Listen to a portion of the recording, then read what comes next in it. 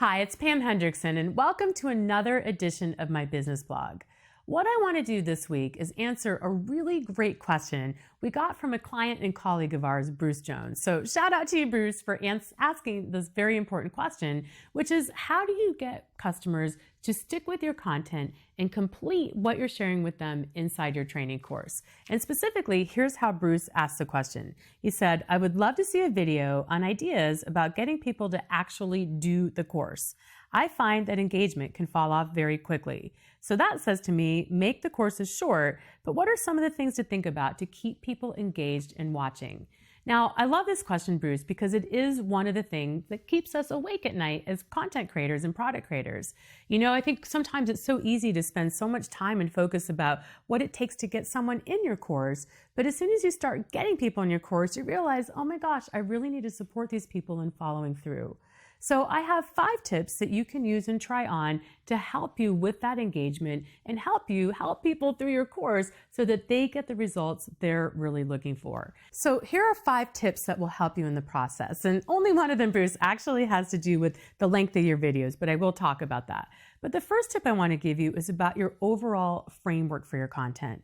Your framework is your step-by-step process or system. Your framework inside your course or your training becomes that framework that holds people by the hand and walks them through the process step by step. It's really important that you have a very simple and very clear step-by-step process. Otherwise, your customers are going to be left to their own devices to sink or swim. Tip number 2 does have to do with the length of your videos. Now, there's a range I'm going to give you here, and within that range, it can be personal preference. Some training companies, particularly companies who are providing introductory training or technical type training, they'll stick to videos that are 3 to 5 minutes. So you might have a $100 or $200 course that has 50 to 60 5-minute videos in it, right? So the idea is people have these small, very achievable wins and they're moving through the content really quickly.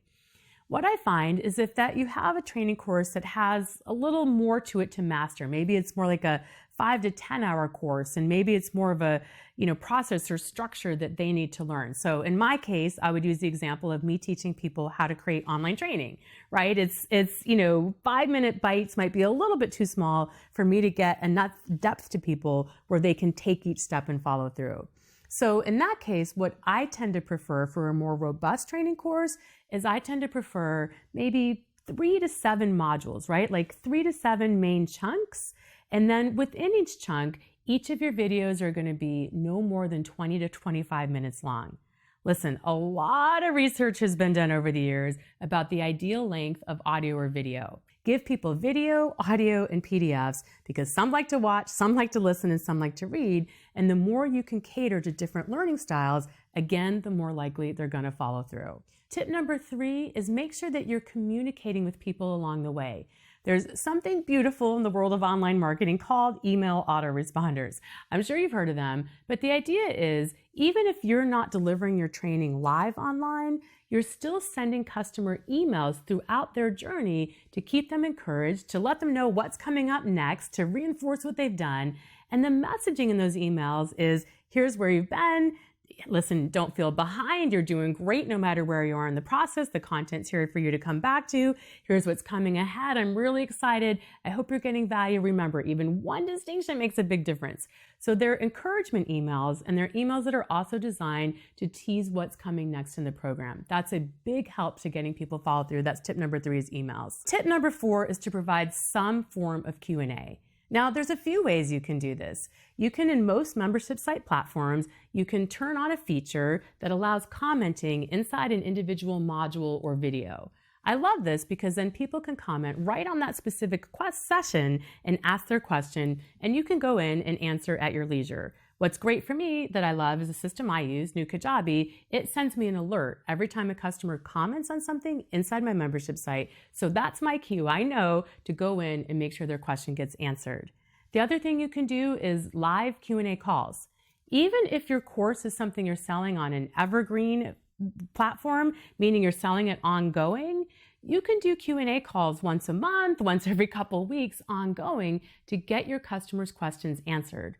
Or do Q&A live the first time you deliver your training, but then make the recordings of that Q&A available inside your online training site to help people get their questions answered. Taking it a step further, you can even compile your most frequently asked questions so people can sort or go through or have even a PDF copy of the most commonly asked questions. And then finally, the fifth tip I have for you is to really tap into the power of community. I think this is becoming more and more important as technology takes over and as we're more connected than ever through social, through all of our different devices. Set up, provide, manage, and lead a community of people who are going through your training. This does a few things. Number one, they get access to you, so you can pop in periodically and give encouragement, post new concepts or content or research as you run across things that'll help them implement. You can jump in there. It's another way you can answer questions on the fly. And the biggest thing is they get so much value from the other members of the community.